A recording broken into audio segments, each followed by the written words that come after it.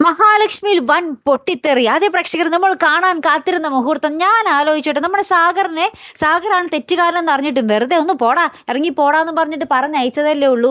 ആ ഒരു മറുപടി അവൻ ചെയ്തതിനുള്ള ശിക്ഷ കൊടുത്തില്ലല്ലോ എന്ന് ആലോചിച്ചതേ ഉള്ളൂ കേട്ടോ. അതുപോലെ തന്നെ ഇന്നത്തെ പ്രൊമോയിൽ നമുക്ക് കാണുവാൻ സാധിച്ചേ നമ്മുടെ അനന്തു വന്നേ പിന്നെ നമ്മുടെ മഹാലക്ഷ്മി ഒന്ന് ഉഷാറായിട്ടുണ്ട് അല്ലേ. എന്തായാലും നമ്മുടെ അനന്തുവും നമ്മുടെ സാഗറിനെ കുറച്ച് ഗുണ്ടകളെ കൊണ്ടൊക്കെ പീഡിപ്പിച്ച് ആ ഗുണ്ടകളെ കൊണ്ട് കൈകാര്യമൊക്കെ ചെയ്യിപ്പിച്ച് ഒരു സ്ഥലത്ത് ഇങ്ങനെ ഒരു ഗോഡൗണിൽ ഇങ്ങനെ കെട്ടിയിട്ടിരിക്കുവാട്ടെ. നമ്മൾ പഴയ സിനിമയിലൊക്കെ കാണത്തില്ലേ, അതേപോലെ ഇങ്ങനെ കെട്ടിയിട്ട് ഒരു തൂണിൽ കെട്ടിയിട്ടിരിക്കുക.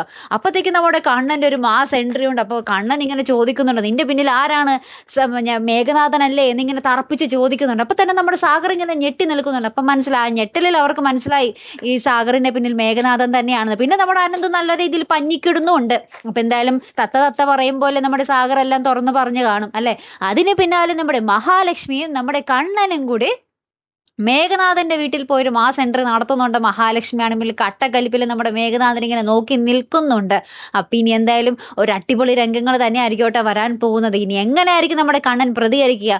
നമ്മുടെ മേഘനാഥന്റെയും മഞ്ജുവിന്റെയും കല്യാണം അത് നടത്തുമോ ഇല്ലയോ, അതൊക്കെയാണ് നമുക്കിനി അറിയേണ്ടതല്ലേ. എന്തായാലും വമ്പൻ ട്വിസ്റ്റുകളായിട്ട് നമ്മുടെ മഹാലക്ഷ്മിയിൽ ഇനി വരാൻ പോകുന്നത്.